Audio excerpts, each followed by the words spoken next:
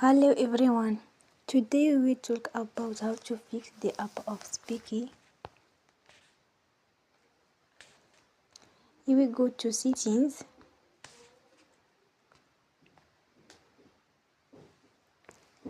then we click on apps. After that you will search about the app of Speaky and you will click. Then you will on force stop. After that you will go to storage and click on clear cache.